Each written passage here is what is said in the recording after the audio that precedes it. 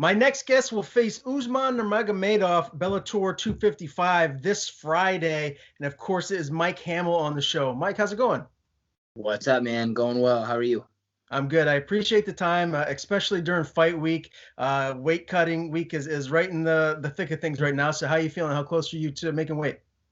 Oh, man, I'm good. I'm not going to have a hiccup like last time, I worked with my nutritionist, got a full camp this time. I'm moving up a weight class, which I should have a long time ago. So everything's going well. I actually came into this fight week lighter than I did last time, trying to make 150. So it's going well. Nice. Well, that's great to hear. Then let's talk about that last fight with Adam. Obviously, split decision loss, but I mean that guy's a stud. He only has one loss. It was to Darian Caldwell. So he's someone that is climbing towards a title shot at some point soon, I would imagine. And you took him to a split decision, man. Like looking at it back at it now, although you took the fight on short notice, are you happy with your performance? Are you bummed? Like run me through your emotions looking back on it now. The only thing that I'm really bummed about is that I gassed. I never gas.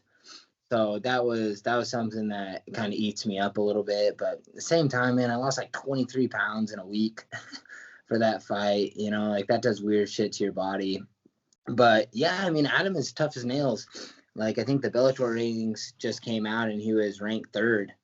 So to have a guy who's ranked third in the world and I took him to a split decision, I mean, I still think I won the fight. If refs score takedowns, or judges score takedowns, I think I won that thing.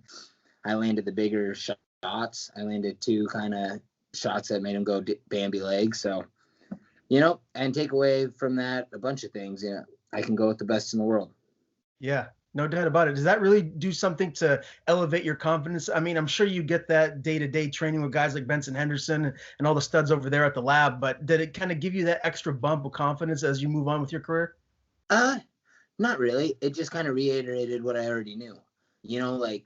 Not many people know because my record doesn't really show it. I had a couple fights not going my way. I had one disqualification and I was beating the brakes off of some kid. So if you look at my record, it doesn't look great, but the things I've done in the gym with the people that we have on our team, I've always known I'm one of the best fighters in the world. And it's just, I'm thankful for opportunities like my fight against Borix and this fight with Nurmagomedov just to show that. Yeah. And that fight with Borix, that was your Bellator debut. Did you get any feedback from the bosses as to how pleased they were with you and, maybe what they're hoping to angle you to maybe accomplish here with the promotion moving forward? I mean, they seem pretty pleased with the fact that they got me on the main card with their first event on Showtime. Like right when they got back up and running, I got a call pretty soon. So, I mean, I don't necessarily know how they feel, but from an outsider perspective, it looks like they like me all right. Yeah, no doubt about it. What has life been like for you there at Mohegan? Obviously, the fight is this Friday. Just run me through what the whole protocols have been like since you've been there at the Mohegan Sun. Yeah, so flew in, got in late Sunday night, and it was pretty much just get checked into the room and go to the room.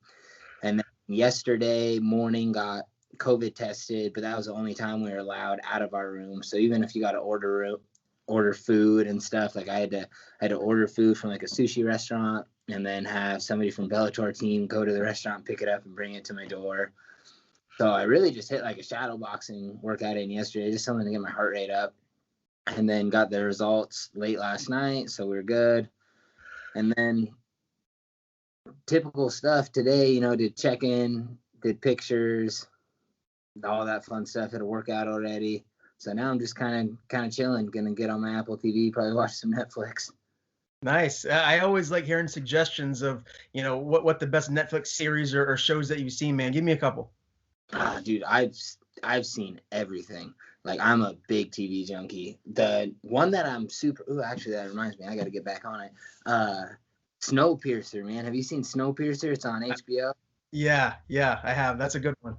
Have you been watching the second series? I haven't started the second season just yet. No. So the second season's on TNT. I actually think that the finale of the second season comes out tonight. I got to double check on that, but that actually just got me excited. Snowpiercer has been like my new one, but of course, like Game of Thrones. If you want, I watch Shameless. I keep up with that. So all the good stuff. Yeah, there's been a lot of downtime, obviously, in 2020 to catch up on more than enough TV shows and movies. I know me and my fiance have done that quite extensively. To just tell me Yeah. what the pandemic was like for you, man. Like, how did it affect your day-to-day life, your trainings? Run me through this last year and what your life has been like. Nothing for me really changed much, right? Like even when our gym was shut down, we were still doing, little like closed off 3-person private workouts, and I was always in there, so I was still getting my work. The only thing that really changed for me was my wife got to work from home for a little bit, which was awesome, but now Arizona's fully back open. Like they released a mask mandate and everything's all open. I guess Old Town Scottsdale has just been going nuts. so yeah, the pandemic didn't really do much for me. The only hard part about it was trying to find fights, right? Like when a major organization like Bellator is only having limited amount of shows, and I'd already fought for them once that year in August. They had so many guys that needed to get fights that I wasn't super high on the list, because I'd already fought that year. So that was the only difficult part. I was trying to stay active, but hey, that's all right. Better version of me will come. And you said obviously you're fighting up a weight class now, 155. Is that your plan moving forward? Do you want to stay at lightweight, or are you going to bounce around? Yeah, I know they'd have to pay me a shit ton of money to go down to 45.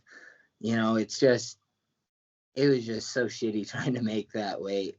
I kind of outgrew it. 2-3 years ago. I'm a late bloomer, and I kind of started putting on my man weight, and my walking around weight went from 65 to 75. So if that's my walking around weight when I'm working out, 45 is just tough to make. So I think I'm going to be a lot more enjoyable at this. I'm sure you could talk to my wife. I'm sure it's been a little bit more enjoyable this camp, getting to eat a little bit more. But yeah, I feel great at 55. I'm stronger. I'm not going to lose any pop. That last 10 pounds, I think, took away all my power at 45s. And I know I hit hard, like I've seen it in the room. So I think moving up is only going to be good. And my gas tank's going to be able to go forever. The guys who cut a shit ton of weight, the third round comes and they tank. I'm not going to. Yeah, that's a really great point. I mean, I've talked to so many fighters, and I mean, some guys cut upwards of 30 pounds, to make their weight class. And I just got to imagine that's got to shorten your career. The older you get, keep making those drastic weight cuts. It's got to take its toll on your organs, wouldn't you think? Yeah, for sure. My liver started cramping in my last weight cut. It's not good for you. It's not good long term. And the thing about it too is when you go through a camp and you're losing that much weight, you start getting bumps and bruises and little injuries the whole time. Like I never really walked into a fight super healthy because something was always getting beat up because I didn't have any fat on my body to protect me. So this camp at 55 was awesome. And I know everybody always says that, but like it truly was moving up. Like I just felt different. Let's talk about this camp. Who have been some of the main guys you've been getting you working with? So my head striking coach, Robert Emerson, he's been giving me a ton of good looks. Like yes, we hit mitts and everything, but he's been giving me a ton of like timing things, throwing up little flip kicks and stuff like that Nurmagomedov does. So I've been getting most of my work with him. As far as sparring partners, before he got into camp, David Machad was a big one for me. He's about to fight Rory McDonald in the PFL, so he was able to give me some good looks. And then John McDessie was down here for camp. He gave me some good looks throughout camp. But really, at the lab, it's not, I don't know, it doesn't seem like other gyms where they kind of bring in training partners and stuff. Like I do rounds with every single person on our team, whether it's a 115-pound chick or Jared Cannonier at 185 pounds. Like I'm getting love from everybody. So everybody at the gym's been a major help. Yeah, boy, I'd be treading very carefully going in there with Jared Cannonier. That guy is a monster. I can't wait to see him back in there against. I can't wait. He's such a strong person mentally that this injury isn't even going to be a setback for him. He's going to come back and be just as good as he ever was. Yeah, no doubt about it. Tell me a little bit about Benson right now. I mean, he's on a 2-fight skid. Where's his head at? Obviously, he's as hard of a worker as there is, and one of the greats in this game, man. Do you expect him to bounce back and maybe string together a win streak here soon? Yeah, Benson's as tough as they come. I just talked about how strong Jared's mind was. I've never even seen Ben falter in his attitude whatsoever. He's an inspiration to the gym. He's just coming off of an injury though, and he got that thing fixed, and so he's in the rehabilitation stage right now. But yeah, man, Benson's as good and as tough as he's ever been. So we'll see when he comes back. Does he still train and fight with the toothpick in his mouth? Is that something he's still doing? Oh, I stopped trying to pay attention to that too a long time ago. It stresses me out. I'm sure he does.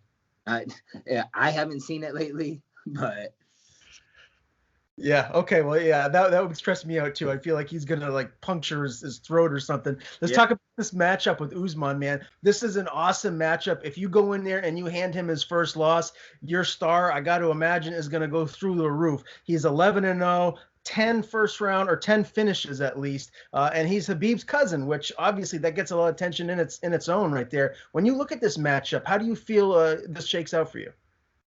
I feel like it's great, but I've said that before. I feel like I'm a bad matchup for everybody. My hands were probably the worst part of my game, and you can tell in my Borix fight, I stood up with one of the most dangerous strikers in Bellator. And so my hands have only gotten better. It's been 8 months since my last fight. My wrestling accolades have always been high. I was an NCAA All-American. I've wrestled since I was 4. It's in my blood. And I just got promoted to a purple belt around a year ago. So I'm pretty well-rounded everywhere. So I'm gonna be bad for him. Every person that he's fought to, though, if you watch, hasn't been the toughest, right? He's kind of been fed some people, and everybody let him do what he wanted to do. They let him stay at his range. They let him land big kicks like he does. I'm not going to. I'm going to make the fight gritty and dirty. I'm going to be in his face the whole time. I've got a pretty nonstop style, and especially with a full camp, he's done. Do you think you're the hardest opponent he's had to face so far in his career? By far. I don't think he realizes that, right? Like, if he didn't do much research, you look at my record, I'm 7-4, but one of those losses to split decision, and the other one I was beating the brakes off a kid and got disqualified. That could be, you could put me at 9-2, instead. So, yeah, I think he's probably overlooking me, and I hope he is. Who's there in your corner come Friday? So I got Robert Emerson here with me right now, and then the head coach, John Crouch, is flying in tomorrow. So I'll have those two, and those two are pretty much my staples. I always have them. I like to have David Machad or Yatsine Meza, but I think we only get 2 this time, and so I got Rob and Crouch. And with you being on the main card, obviously it's going to be on Showtime. Tell me what you think of that deal, because I really think that's a great thing for the promotion.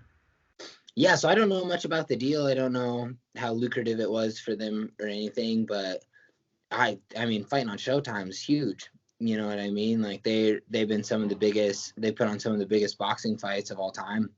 So I'm super excited to be underneath the Showtime banner. It's going to bring a different set of eyes to Bellator, which I'm also looking forward to. Like, any way I can grow my fan base is awesome.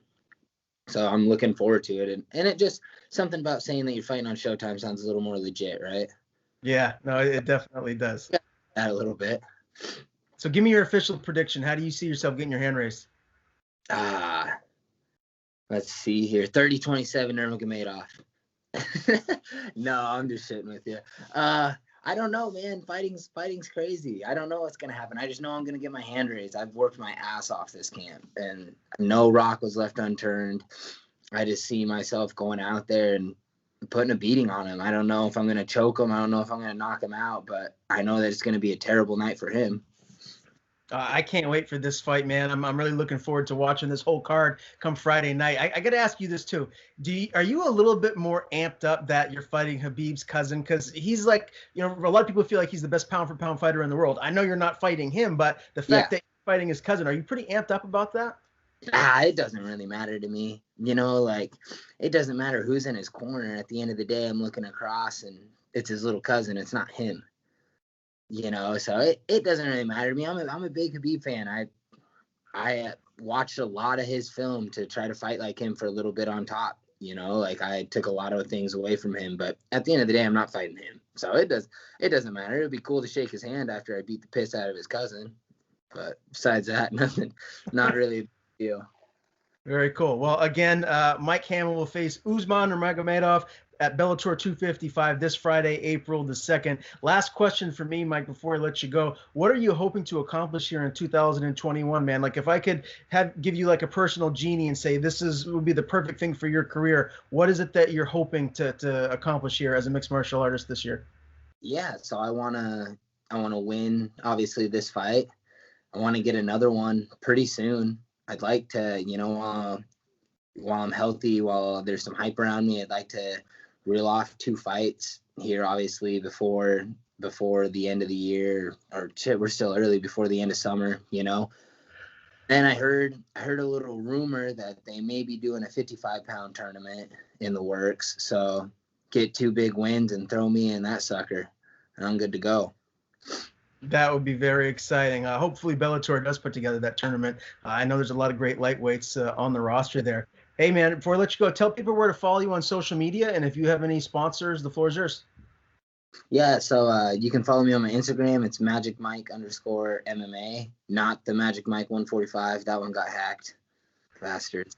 You can follow me on Twitter, Magic Mike MMA, and some sponsors. So I got X Endurance, rocking them right now. They're a big supplement company, and they've been sponsoring me for years. All their products are third-party tested, so you don't got to worry about popping any drug tests or making sure something funky's not in there.